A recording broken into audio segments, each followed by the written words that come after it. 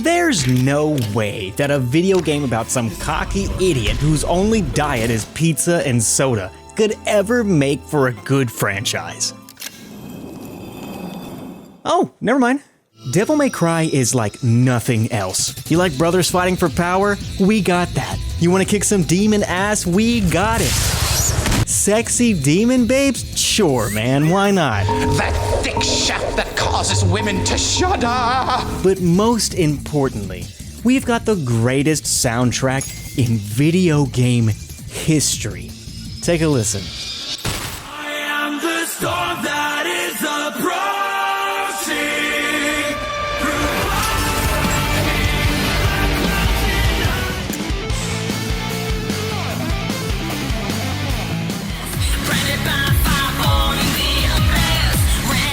Such badassery could only be crafted by those who lived it. The ring of which you'll be kissing belongs to Hideki Kamiya, the former kingpin of Platinum Games, and the director of Resi 2, DMC, Beautiful Joe, and Okami. If you've played Bayonetta, or you have eyeballs right now, you're aware of the legacy. Speaking of legacy, that's kind of the entire vibe of Devil May Cry. Two twin brothers destined by fate to war against each other for eternity. Dante and Virgil, sons of the Dark Knight Sparta. Of equal importance is their arsenal. Gifted to them from their father is Yamato, the god of death, and the Force Edge, later activating as the Devil Sword Sparta, one of the most powerful weapons in the world. The same face, the same powers. Sparta is evenly divided into two. I need more power. In a world where blood is fuel, it's time to answer the ultimate question. Who will triumph? The ultimate demon hunter or the unstoppable chthonic force? Is this even the ultimate battle? Or will the two join forces to quell threats against the world? Well, there's only one way to find out. Come on, let's get in there. Devil May Cry.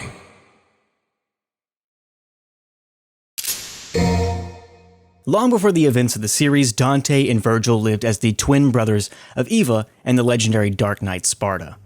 Living on the outskirts of Redgrave City, Sparta taught them early the ways of combat, which would later showcase their magnificent abilities. Around their 8th birthday, Eva had gifted them each half of an amulet, said to hold great importance to the family line. It wouldn't be long before after that Sparta would fall ill and pass away. Unbeknownst to both boys, Sparta was not only a demon but one of the most powerful of his kind. This made them the target of an ambush by a pack of demons, who Eva gave her life to protect, and even though the twins survived, they were separated. Unknowing of each other's fate, they independently grew as two separate but strong entities. Dante, resentful of Sparta's legacy, would become one of the most prominent demon hunters in recent history, and Virgil, activating Yamato's power at such a young age, fended off the demons attacking him. As he was not home at the time of the attack, he ran, thinking he was abandoned by his own mother, and vowing to never be vulnerable again, seeks the highest power obtainable at any means possible. And that would bring us straight to our first primary source, the DMC 3 manga. The manga opens up speaking about Sparta's legacy.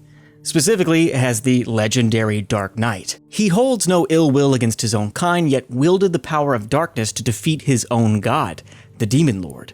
With the sacrifice of a human priestess, he sealed the underworld off from the human world, and would delay the inevitable growing of the Qliphoth, the giant demonic tree of the underworld, which would bear a fruit only once per 2,000 years.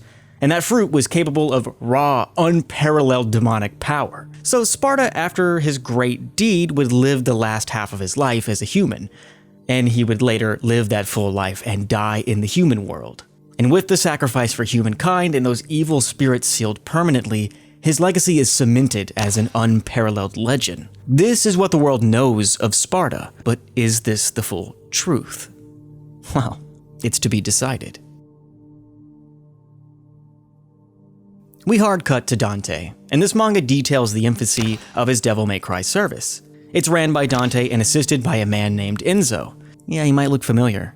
There's a $4 million reward out to retrieve a missing person, a lost child, specifically Alice, dubbed Alice in Wonderland.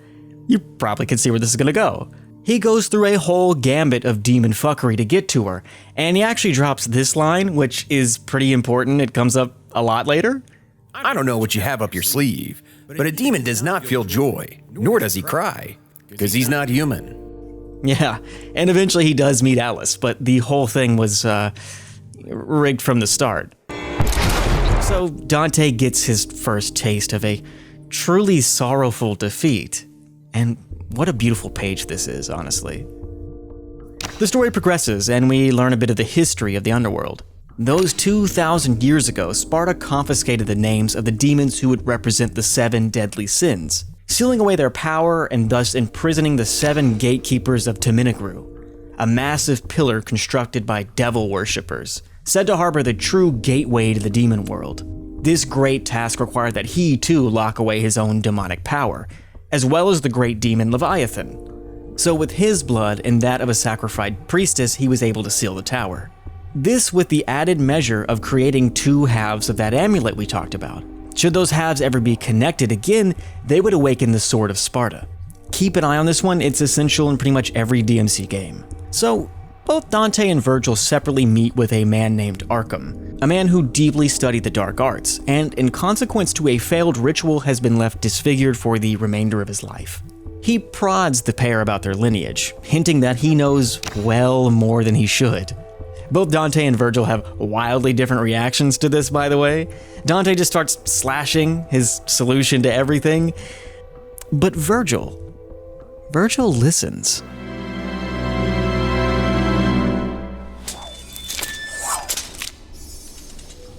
What are you getting at?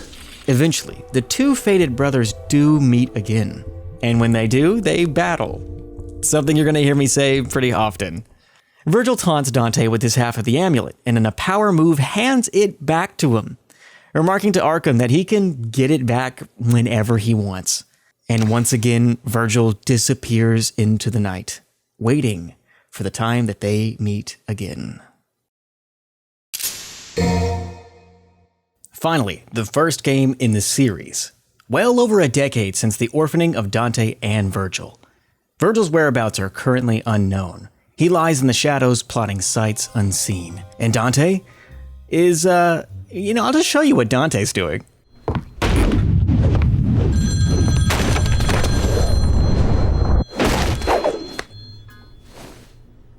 Sorry, not open for business yet. This lounging is cut short by Arkham, the man that spoke to Dante and Virgil earlier. He bears an invitation and challenge from Virgil to come see him, and then he flips all of his shit, which is kind of rude. Anyways, Dante's place is getting trashed by demons, and for that, he's gotta beat some ass. Let's rock!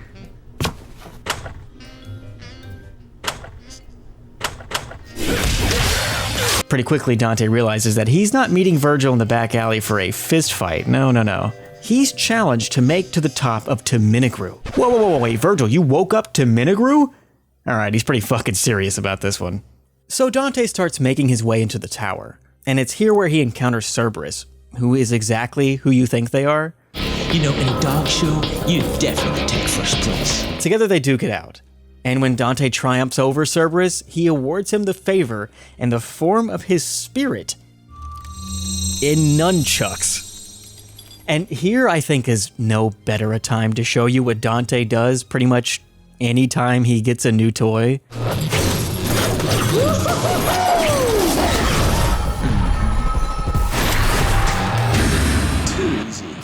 Yep, that's her little champ. Hey, wait, what the fuck is that noise? Oh, hey. That's Lady. No, her real name's not actually Lady, it's Mary. I mean, this tracks, given Mary is a character in the Divine Comedy. Anyway, Lady's first instinct is to turn Dante into glue. But Dante is Dante, and when presented with absurd shit, he just kind of ups the ante. What's the dumbest and funniest thing you can think to do when shot at with a live rocket? Is it this?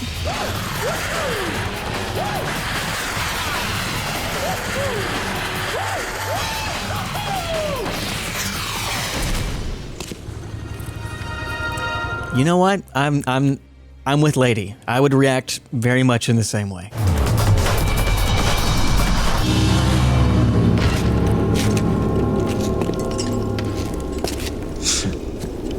This just keeps getting better and better. Stupid. Meanwhile, Virgil and Arkham are chilling in their treehouse atop the fucking planet, plotting on how best to stop Dante and Lady from making it up all the way to the tower. You see, if Virgil can acquire Dante's half of the amulet, he can finally open the gate to the demon world. That would normally be a problem, since it's around the neck of a very capable demon hunter, but it's Virgil we're talking about. If he wants it, he's gonna get it. See, the reason they're nervous about Lady is that Arkham is secretly her father. Lady wishes death upon Arkham because he sacrificed her mother's life to gain demonic power, which is just stealing Sparta's homework and using it to be kind of a dick. So, I don't blame her. Also in this meeting, Arkham says the line, A storm is approaching. and if you know anything about Devil May Cry, that line ought to stoke a flame, I'm just saying. So Dante's climbing the tower, right? And he meets a rather strange individual, that of Jester, who's kind of a know-it-all asshole. After a pretty quick beatdown, he up and leaves. And eventually Dante does make it to the peak of the tower. After a grueling spat with a centipede beast and these fucking things, I hate these things. The climb followed by the atmosphere is really what Devil May Cry is all about. You showed up. I still get goosebumps about this. So, this is what they call a heartwarming family reunion, eh? You got that right. And as the Sparta twins lay it all bare on the battlefield, Virgil is able to land a devastating blow with Yamato. With this, he not only grabs Dante's amulet, but he makes sure he cannot get up by stabbing him with his own sword. Rebellion. God damn, Virgil. Dante lies in a heap, and Rebellion then soaks his blood, activating his unearthed devil powers, and for a flash, we see the true might of the devil trigger.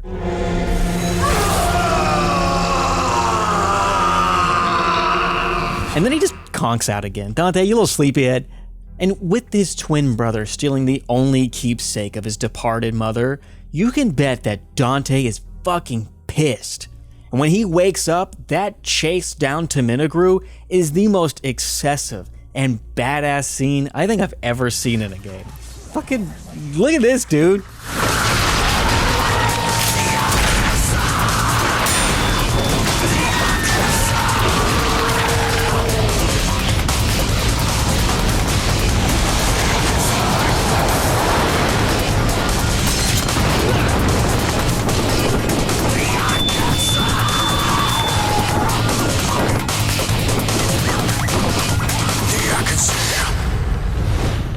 God damn. I mean, this shit is so cool.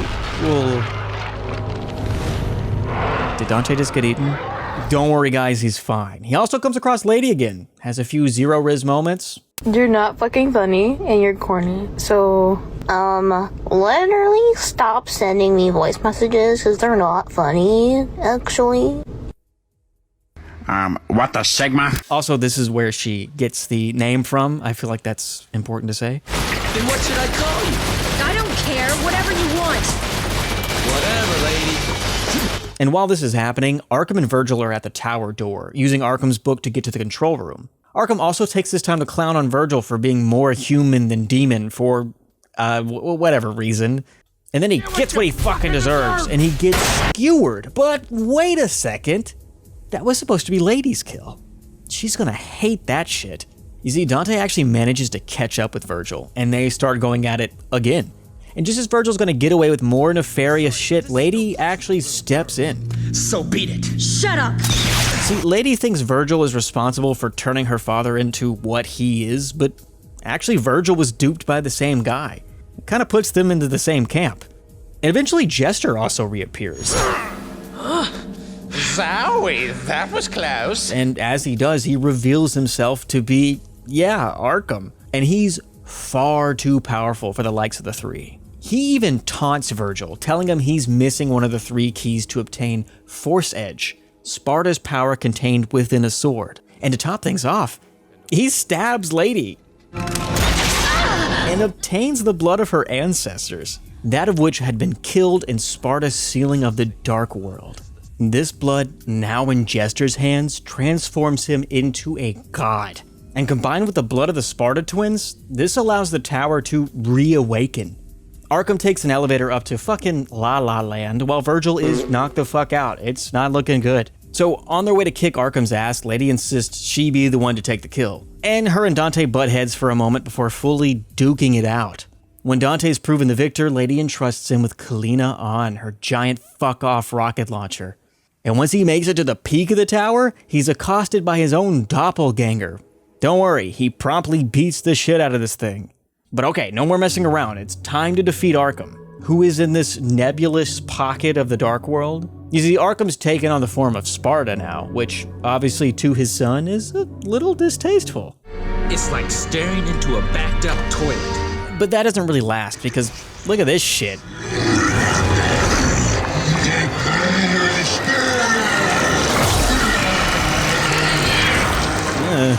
And as the two battle it out, you'd never guess who shows up. Let's go, Virgil! Together, with no options and hardly any weapons left, the twins are left with their backs to the wall. And you get this fucking classic scene.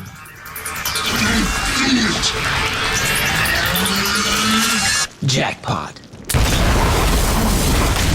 That hits every time. Once Arkham has been fully obliterated, Lady approaches him in both anger and grief. Mary died a long time ago. My name is Lady. Goodbye, Father. No!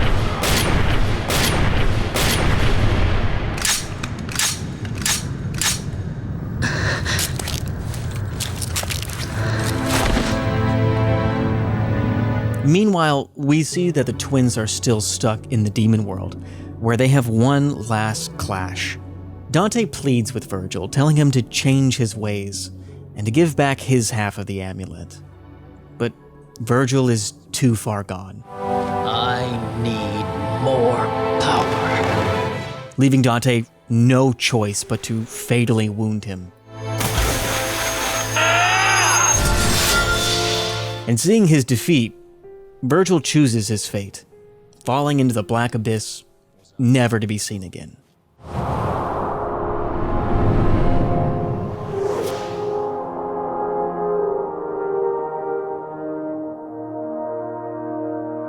Dante, with no other options now, takes his side of the amulet and Force Edge and returns to the waking world.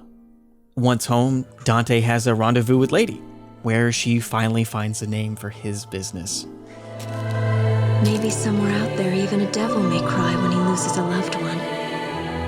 Don't you think? Maybe. Perhaps a full-fledged devil would never grieve, but to lose the only member left of his family, well, just maybe... Want to know the name? Devil May Cry. And this concludes Devil May Cry 3, is what I would say. But wait, there's actually more. As it turns out, there's actually a secret ending, and in this ending, we see the fate of the damned Sparta twin.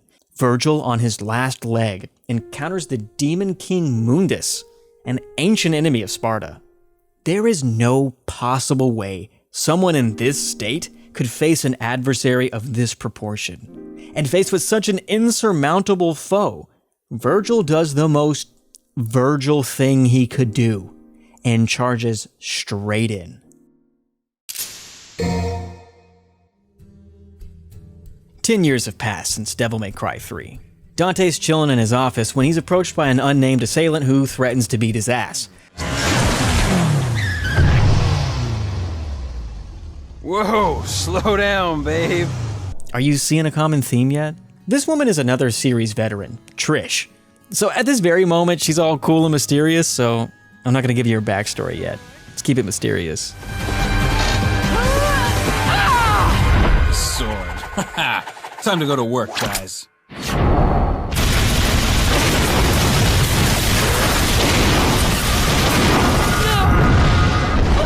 Good news for Dante. Trish's assault was a test. And Mundus, remember that guy?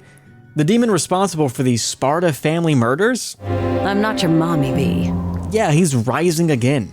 Wasting absolutely no time to go beat his demonic ass, they hightail it to Malay Island to quash Mundus' threat upon the world.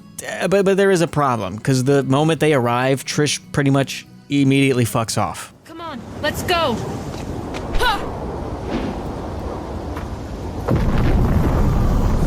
Which now means Dante's flying solo. So, I guess let's go explore the castle. It's here where he picks up a ton of items, chiefly that of Alistair. It can only be wielded by a chosen one who can conquer it.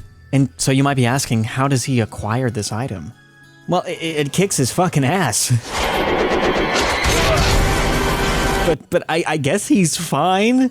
And I guess Alistair didn't realize he was chill like that, so now he can use his devil trigger abilities with the sword.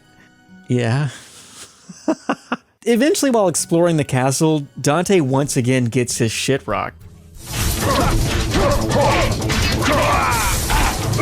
This is by Nello Angelo, an extremely capable and powerful demon. So much so that Dante doesn't stand a chance in winning the fight, were it not for his half of the amulet, which Nello looks at and just screams and runs.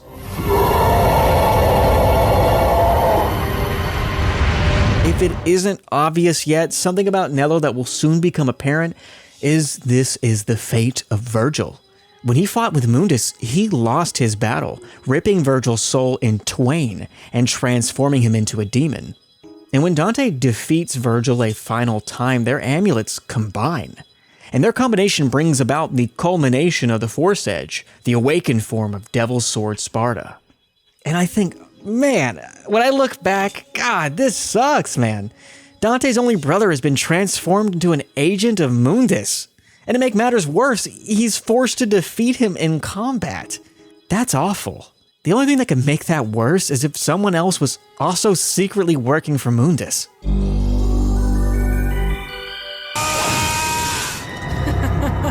You fool! You're so easy. God damn it. So Trish is secretly working for Mundus. In fact, she's his creation, a demon conjured into human form. And when Dante finds this out, he doesn't actually kill her. The reason being that... Because you look like my mother. He just can't bring himself to end her life. Though, still, he cannot stand for the transgression. And he leaves her behind. Mundus does not appreciate Trish's failure at all. You two have failed me, Trish. You know the rules. And later when Dante finally comes around to fighting him, he shows his newest arts and crafts project. Look, there.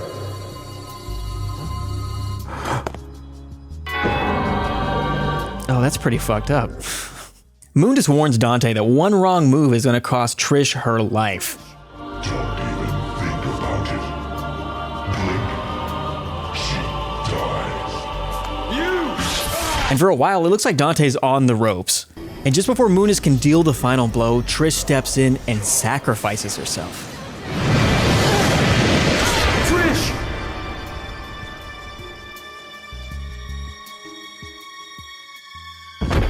Trish! No! This pushes Dante over the edge and unleashes his devil powers. And he beats the shit out of Mundus' statue form, releasing him from this marbled prison.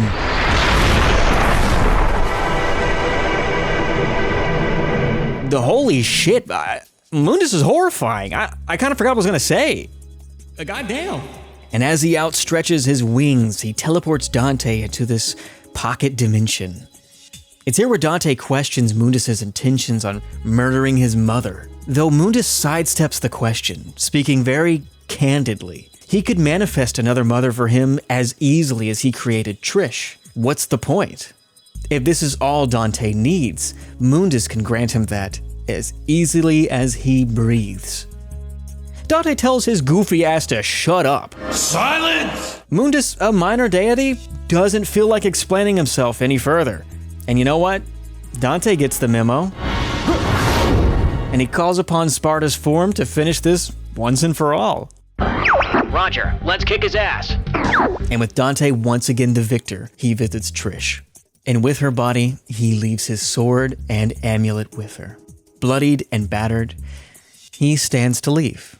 But not before he takes one final moment to grieve her loss and reflect. This, however, is cut short. Mundus shows up one last time, and this means trouble. I mean, Dante's hardly standing. But before he can be slain, Trish springs back to the living world. Dante, use my power! And you know what? It's time for another jackpot moment. Jackpot.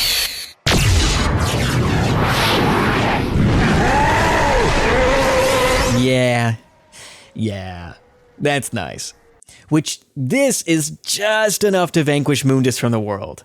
And as that dust settles, Trish profusely apologizes to Dante for her betrayal. Dante, Trish, devils never cry. These tears are a gift only humans have. And if you remember from the manga, demons cannot cry. Likely with Mundus's imprisonment, she has fully become human, a gift well earned. And together the two do escape from Mallet Island just moments before it collapses.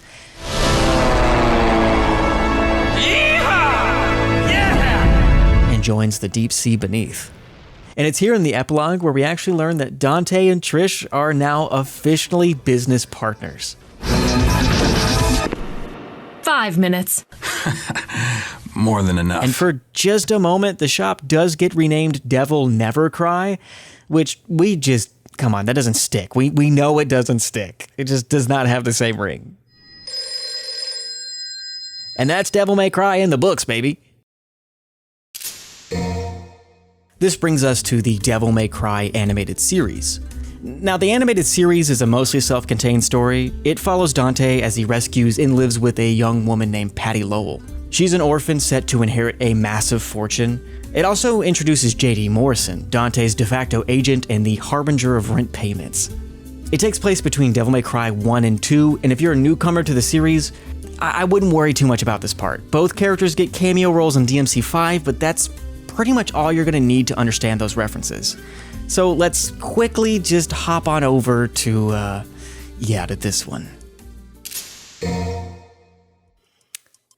Yes. GameSpot's most disappointing game of 2003. Which, can you imagine sitting in an office in Capcom and, reading that headline? That sucks. Kamiya himself basically said to ship this fucking shit game. And it's exactly what they did. Everybody kinda had to give up. Kamiya showed up halfway through its development, took a look around, and made the executive decision to focus on taking the L on DMC 2 and doubling down on making DMC 3 amazing. Ask him why he's mean to us, because we don't deserve it. Yeah. Ask your mom.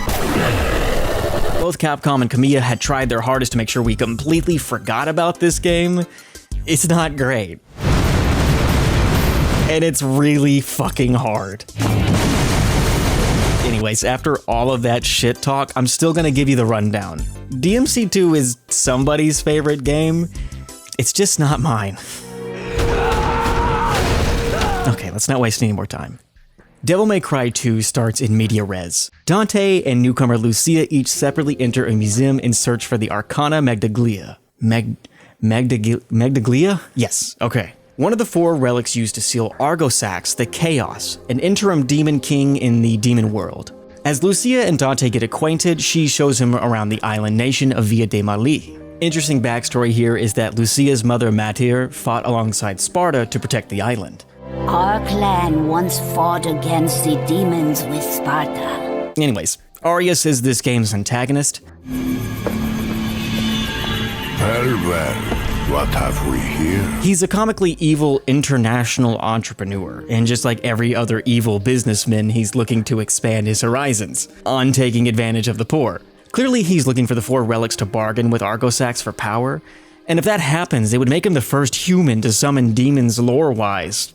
Obviously, that's horrible, and nothing to take lightly. I mean, he's gotta be stopped at all costs. Dude, are you flipping a coin on this? Looks like it's your lucky day. So Dante goes with her, thank God. And when Lucia finally confronts Arias, he tells her that she's his creation, and the two duke it out. Die! Now obviously, since he can control Lucia, she's in huge trouble. And Matir catches wind of this, and she asks for Dante's aid to save her only daughter, and you're flipping a coin again.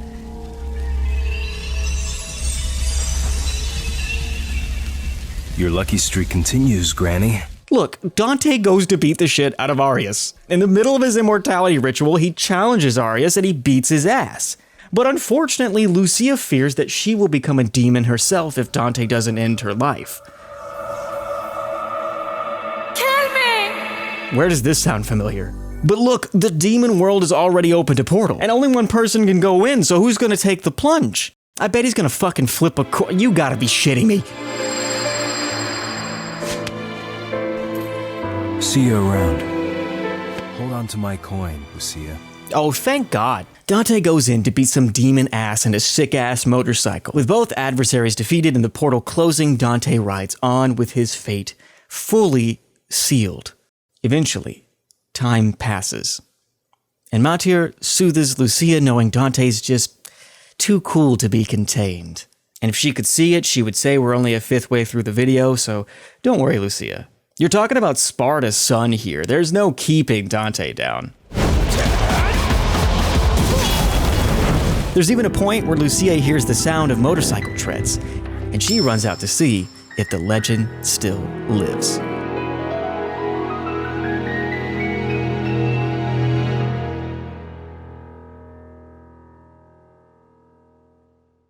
And with that in the books, it's time to get us straight into Devil May Cry 4.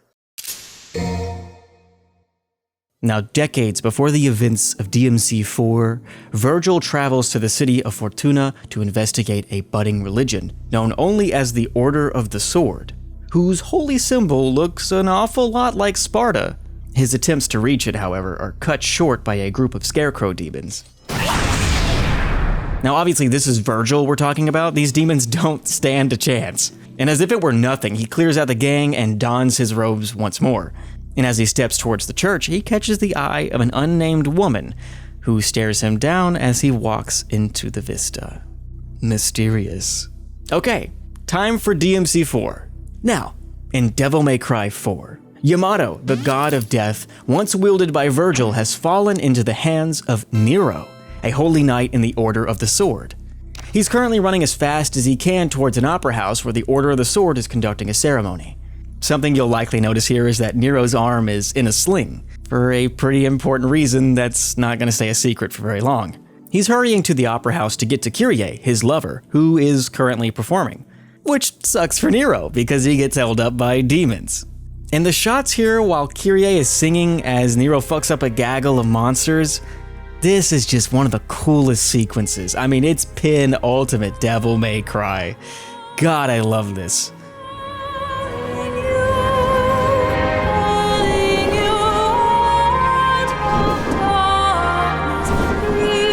Hey, wait, hold on. Did you see that?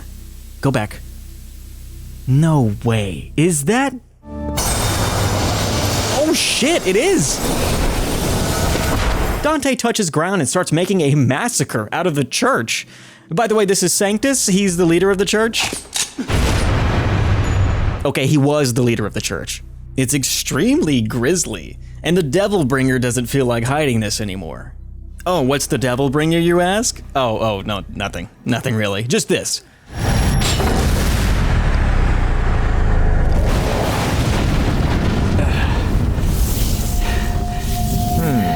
You got a trick up your sleeve. I thought the cat had your tongue. Yeah, Nero's got a demon arm, no biggie. Nero and Dante have a super badass fight, and Nero, seeing that his adversary can handle a 5-foot sword ran through him, asks that...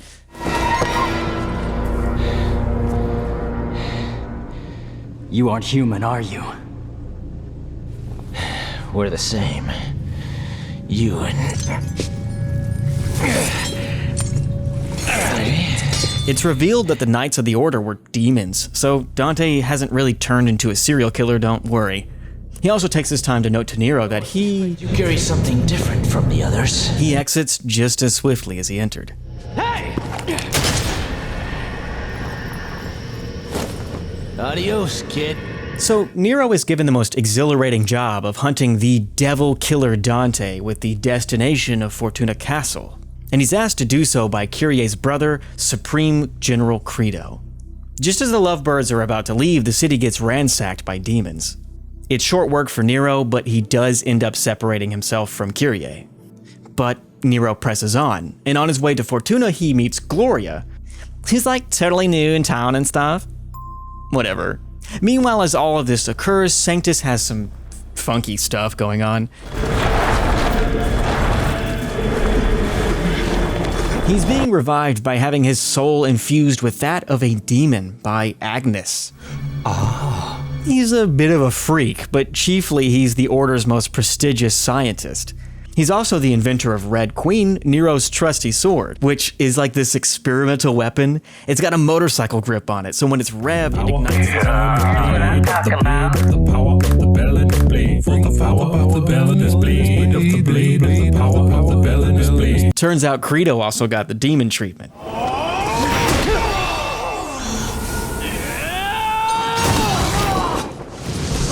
Instead of a ghoulish creature, Credo has the characteristics of the Angelo, not too dissimilar to that of Nello, Virgil's unholy form.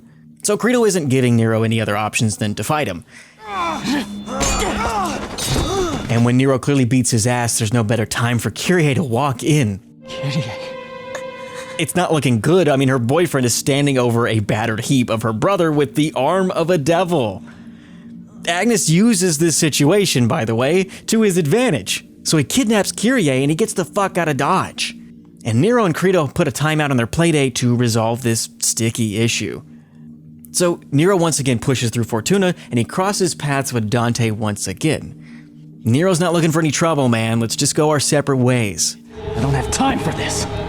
And neither do I. Not so fast, kid. I need that damn sword. It was my asshole brother's. So Dante does beat the brakes off Nero. He's just simply him. I think you blush a pretty pink when I kick your ass.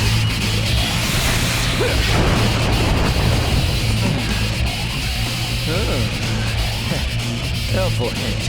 But instead of snatching that sword, Then keep it.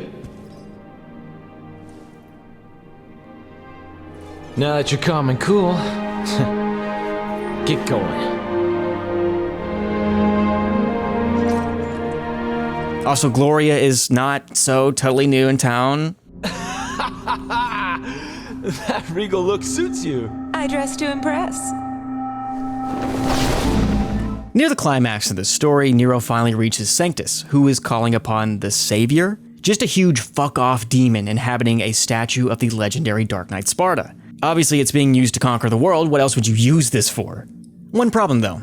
It needs a power supply to get it running. And what exactly would be powerful enough to get this beast started? Well, by using Dante, of course. But Nero and Yamato could probably work too. And this happens. Sanctus uses Kyrie as hostage, which results in Nero's capture. Then come and get it. And this begs the question, how is Nero able to power the Savior as well as Dante? Sanctus tells Nero himself that I must salute a man who carries the blood of Sparta. Hey, wait a second. Does that... No, come on. That doesn't mean that he's... Credo comes crashing in to save the two like a badass. But his attempts are in vain, as Sanctus proves to be too powerful. But you know who could handle this situation pretty well? Dante. And as he has his fun with the Savior and Sanctus, he tells Nero that if he wants Yamato, he's gonna have to come and get it. Too bad though, because Nero's getting sucked. While this is happening, Agnes is using Yamato to open the true Hell Gate, which, sucks. And meanwhile, Dante oversees a dying Credo who wishes for the safety of Nero and Kyrie. And as Dante acquiesces, he heads towards the city to demolish the Hell Gates. In the end, we are all satisfied. You are set free.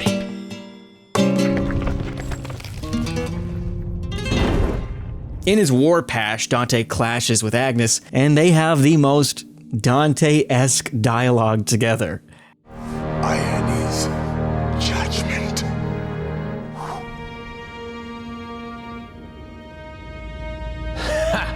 And your judgments interest me not. For I am here to reclaim what is rightfully mine. That's great. I fucking love this. Anyways, get fucked, Agnes. The sword is ours. Do your homework first. Dante then blows up the last Hellgate and heads back to the Savior.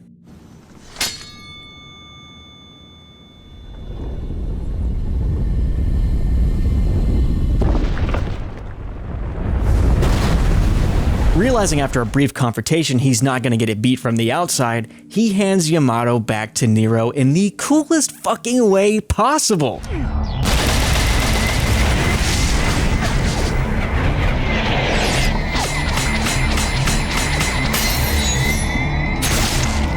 And he catches it. Let's fucking go. Nero fights Sanctus from within the confines of the statue. Using his Devilbringer abilities, he does slay him.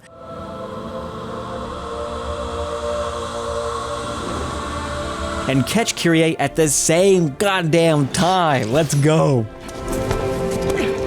With the Savior now inactive, Sanctus and Agnes dead, the world is finally at peace. And as the dust finally settles, Dante has one last talk with Nero. I want to entrust it to you, so I am. What you do from here is your call.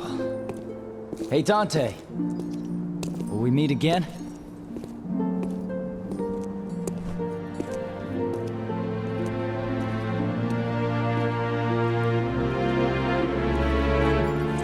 There's only one thing left to leave a perfect movie ending. If we could get a kiss between Nero and Kyrie, it's perfect.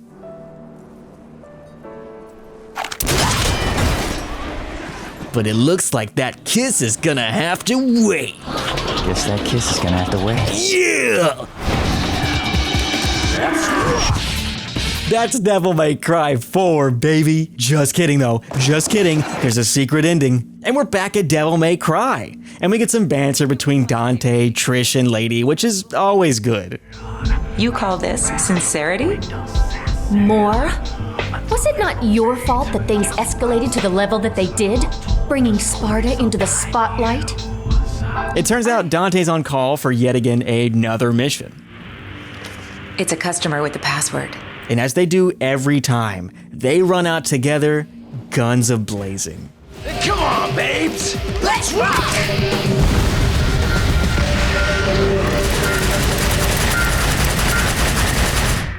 And now that we've ended Devil May Cry 4, I want to bring attention to something that I find cool. When Virgil left Fortuna, you could see his shadow casting in the shape of the Devilbringer. Ooh, I wonder what that is. I wonder what that's about. What the heck is that about? Oh, what's going on there? Okay, before we head into Devil May Cry 5, we've got some homework. With an 11-year absence, this was the longest we've gone without a new installment in the series. Get the fuck out of here. With this large pause in development, coupled with the criticisms of DMC 4's less, nuanced story, it gave way to a plethora of supplementary material to bridge the gap. And if you feel like reading, you're spoiled for choice. Though, all media here is actually Japanese exclusive. I don't really think brushing up on my kanji is going to get me up to speed, so I've had to rely on peer-reviewed summaries and English fan translations. Let's talk about Deadly Fortune 1 and 2.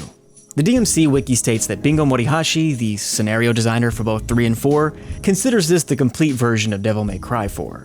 Though to be fair, this was written well after his departure from Capcom, and it contains many large deviations from the game's canon plot, which mainly explain why Dante's weapons in DMC 4 aren't really used again, so viewer discretion advised. I'm gonna leave the summaries in this video's description as I think it's brilliant and it's just so lush with backstory and lore. I mean, it's delicious. It's wonderful character building for Nero, and it fills a lot of the gaps in DMC 4, but beginner friendly? I don't really think it is. But if you're a newcomer, I'd feel guilty not letting you know of its existence. So yeah, if you're a native or a well-learned reader, give it a shot. Come back to us. Credit to Platinum Paragon and Dr. Shy Guy for their incredible work translating this entire novel. Without them, this segment is impossible. In the Google Doc, Platinum's Ko-fi link is mentioned, and I will be posting this also in the description. So if you're able to, please support their efforts, as I have as well. So it's been 5 years since the Fortuna incident. The city itself is extremely secluded, making it one of the most secretive slices of the world. Therefore, any outside source prying for information is going to have to dig pretty deep. This outside source is series newcomer Nicoletta Goldstein. I'm waiting on you. I'm cooking. Any special orders? An extremely brilliant artisan and arms dealer. And her lineage is rich. She's the adoptive granddaughter of Nell Goldstein, the creator of Ebony and Ivory, Dante's favorites. Yeah, there she is! She's also the daughter of Agnes. Yeah, that guy, he fucked. What? Crazy. Anyways, she's meeting at a bar with Jeffrey Turner, the journalist for Occult Times magazine. Usually, something of this kind of magazine would be bullshit, but Nico has a hunch there's a bit of truth, and she's right. Now, Jeffrey's an investigator, and unless you're the DMC crew or you lived in Fortuna at the time, you're not getting zip. This was the case for him, having to rely on hearsay to document the happenings. You see, she's not just after the weapon used to defeat the Savior, she wants her father's notes to continue her own work. Nico points out that there's a picture of a man named In, who was Jeffrey's contact. She asks for more information on this man, learning that he was of the Order. And in her words, she's aiming high, seeking him out to learn more.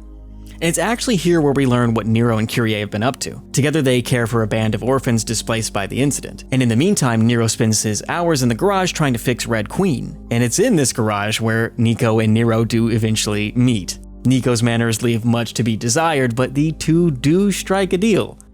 I'll try to save you some. Not. Together they'll go back to Fortuna Castle, grab her dad's work, and in return, Nico's gonna offer her wisdom on demonology to Nero. And meanwhile, we see what Dante's been up to. He returned to Vide Marli, the island in which DMC 2 occurred, and he does actually meet back with Lucia, and they battle their way through hordes of demons to meet a demon named Balrog. Finding out he has a shard of Yamato in his hand, it makes a lot of sense how he was able to enter the demon world. But anyways, Balrog is defeated by Dante, who uses Cerberus to shatter the shard of Yamato. This does come at the cost of Cerberus, as it splinters and disintegrates, a sacrifice for a noble cause. Balrog willingly becomes a devil arm until it can beat Dante, before he can just fuck off and do Dante's stuff. Lucia also mockingly comments on how absolutely crazy she is for him, but he has fucking cement in his head and is so oblivious to that. Yeah, I mean, that's the gist of what you're gonna need to know to get into DMC 5. There's plenty more to sink your teeth in if you want to read, but for a cohesive understanding, that's good. This is where we begin. Devil May Cry 5. Nero and Nico are working on the Devil May Cry mobile when a hooded figure waltzes in. Nero, of his bloodline, cracks some jokes to lighten the atmosphere, but the figure is... Hope you like loud talkers too, cause got a pair of those upstairs. Not a fan of observational comedy. So he grabs Nero by the arm and slings him like Hulk and Loki in that one Avengers movie. And this tears the Devilbringer off of his elbow. It reverts to the form of Yamato, which allows the attacker to make an escape, all while Nero succumbs to his injuries, watching helplessly before passing out. And it's here where the manga Visions of V covers a lot of this area really well. You see, the figure who accosted Nero is that of a dying Virgil, whose demonic side is slowly cannibalizing his humanity. His lust for power brings him to his childhood home, so he uses Yamato to purge his deemed weakness. And as he plunges the blade into himself, he removes all memories of his enslavement as Nello Angelo. And as he does, he removes his humanity. Virgil is split into two separate entities. One of these, the human in him, is V, who, watching the event unfold before him, notes just how powerless he was to the situation. It's also thanks to a collection of poems belonging to Virgil that V is even able to recollect his childhood with Dante. This event also spawns 3 creatures, one of which is Griffin, who makes a contract with V for both of their survival. And if you were paying attention in DMC 1, you might recognize these guys. Block off, Featherface, or you can stick around and find out the hard way. Eventually, Nero climbs the Qliphoth with V, and as it turns out, Nero's a little late to the party. Well, looks like this won't be a total waste of time after all. Dante, Trish, and Lady are already fighting Urizen, the recently crowned Demon King. Jackpot. They're absolutely no match for his power. I mean, he doesn't even leave his seat to defeat them.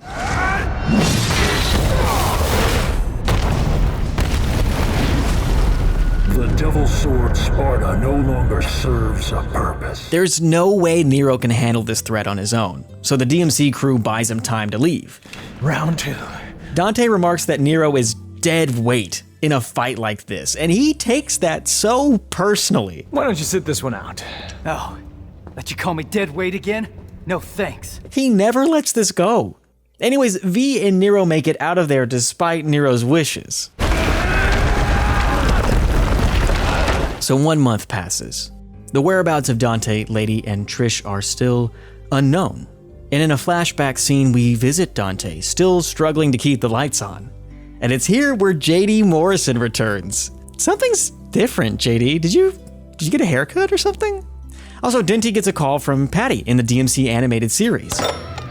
Devil May Cry. Dante, do you have any idea how many times I've tried to call? Like a zillion. Oh my god, tonight's my birthday party. Yeah, I'm turning 18. Not a little kid. He begs for JD to get him out of it, and he agrees on one condition, that he take this next job. What? Come on, you don't think I can handle this gig on my own? It's a big job. Big job, Dante. You're gonna need the help. And the person to offer him this suicide mission was V. And now that he sees this task is borderline impossible, especially with the crew MIA, he's enlisted the help of Nero and Nico to help them get the gang back together. And since Nero has no right arm anymore, this gives Nico the perfect pet project of a lifetime. Behold, my genius. Equipping Nero with the Devil Breakers, mechanical prosthetic arms with a multitude of badass usages. Like uncle, like son, huh? Speaking of arsenals, weapons are the name of the game in this chapter because V overhears the demon Malphus, explaining orders to destroy the Devil's Sword Sparta so Urizen's reign may be truly realized. And lucky for him, he gets to it first. And wherever Sparta is, well, Dante can't be far. And that's true. Here he is lying in a coma in the most extravagant way possible. Now, because Dante is Dante, the way to awaken him is going to be unorthodox. V, seeing no other choice, humors this and threatens to stab Dante in the fucking head. And just before he's skewered, Dante awakens. By this point, Nero's already halfway up the Qliphoth on his own, and Dante does not love that idea. Gotta get going because that annoying pimple Nero is making a beeline for Urizen, and if he gets there, he's gonna...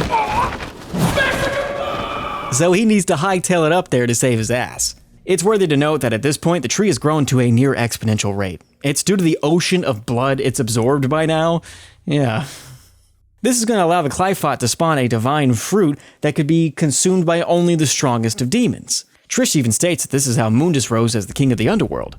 So as Dante hightails it to the Qliphoth, he meets again with, well, everybody. Nico explains that she's well aware of Dante's legacy, and Nell Goldstein was her adoptive grandmother. Yeah, there she is! And she bequeaths to him Dr. Faust, and we very quickly see the pinnacle of a Hideki Kamiya franchise.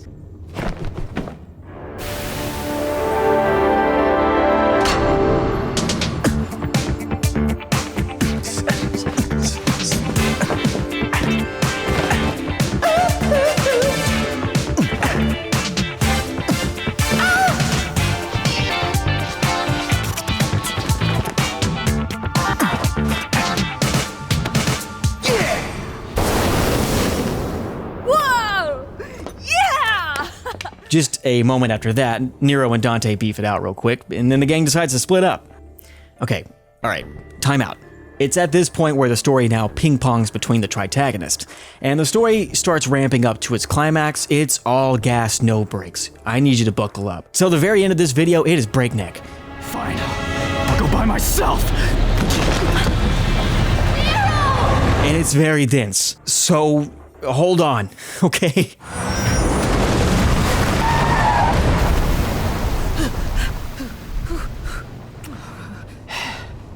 Perfect timing. So Dante's making his way up to the tree, and Nero is assisting V, who is quickly turning into ash and dust. No demonic power courses through his veins anymore, meaning he's on borrowed time and he's gonna soon wither. V shares the same premonition that he shares with Trish. The Urizen has never existed in the underworld, meaning he is an entirely new entity. How did this Urizen spawn, you might ask? Well, he is Dante's older brother. That's right. And as Dante confronts Urizen in their childhood home, he tries to reason with Virgil that their mother's sacrifice was for both of them, despite Virgil's fate. He doesn't abide, and ingests the divine fruit regardless. So... everything! It's another brotherly fight, this time with a big scary demon bastard Virgil. And believe it or not, Dante actually wins this fight. And with Urizen Virgil lying on his back, is accosted by both Nero and V, of which V begs to deal the final blow. No, please, let me. I want to end this battle with my own hands. And when he does, the two reunite and are reborn as Virgil. That's fucking badass. That's badass. So this shatters the Clyphot's illusion, and their childhood home fades into oblivion.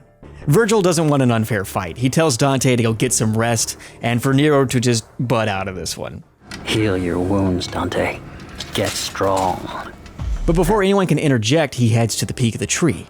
So Nero, frustrated and vulnerable, laments about his missing arm, the constant lies, the anger. Why shouldn't he kill Virgil? He's everything wrong in Nero's life. What is it then? He's your father! Oh, well there it is. Eventually, Dante continues up the Clyphot to face Virgil. And it's here where he meets V's familiars, who are revealed to be the thoughts, yes, that Virgil had as Nello Angelo. Being of their true nature, they do hold a personal vendetta against Dante, and they want his head. Kill you we shall, Dante. Us, not Virgil. That doesn't happen, obviously. He beats the shit out of all three.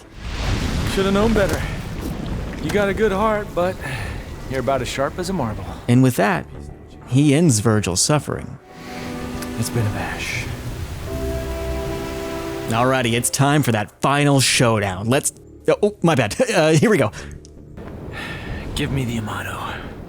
If you want it, then you'll have to take it. Go ahead. Take it from me. But you already knew that. I had a feeling you'd say that. Yeah, let's rock. And as the two brothers lay it all on the line, battling for their lives, we return to Nero, fighting a war within his mind. He finds a demolished payphone and pays the fee. At the end of his frayed rope, he calls in a Hail Mary. His partner, Kyrie. You always know which path is right and which is wrong. There's no need to doubt yourself. Thanks. I guess that's all I needed to hear.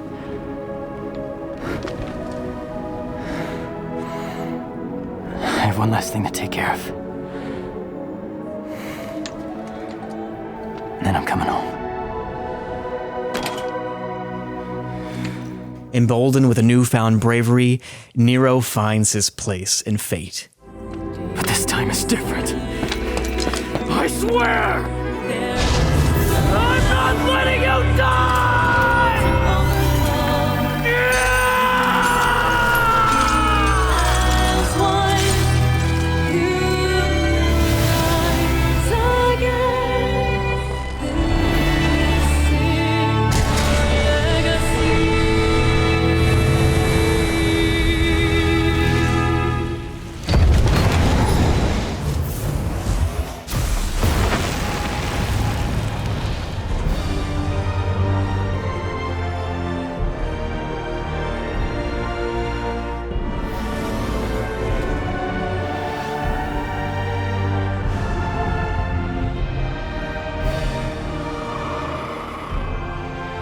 My jaw dropped the first time I watched this. This is curious. Nero. Holy fucking shit. Nero's not letting either brother die. This is not their destiny. And whoever retorts is gonna get a bitch slap from hell. This is not your... You see, Nero's got a bone to pick, and it looks like Dad's still ready to learn lessons the hard way. So bring it on. So this incredible battle ends with Nero as the victor, which by Nero's rules means it's time for a truce, bitch. And if they're gonna be working together, it means the brothers can finally destroy the tree in the demon world while Nero watches over Earth. Nero knows that this means if the Qliphoth dies, the twins are gonna be stuck there forever. We're trusting you with things on this side. Capiche? Which is why Dante honors Nero with the leadership of Devil May Cry. And his father leaves his books of poems to Nero, and in his request, return it when they meet again. And like total badasses, they seal their fate, flying headfirst into the demon world. And it's here where we see the brothers once again quarreling amongst their petty squabbles, meddling with a track of scores, and recounting the days of their youth. When did you learn to count? We're even.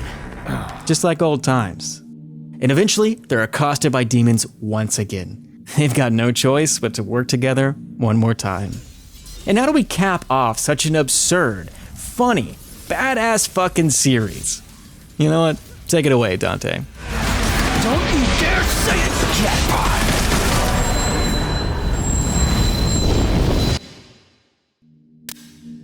Hey, if you were working on something while you were watching this video, as always, I hope your project goes well. Thanks for watching.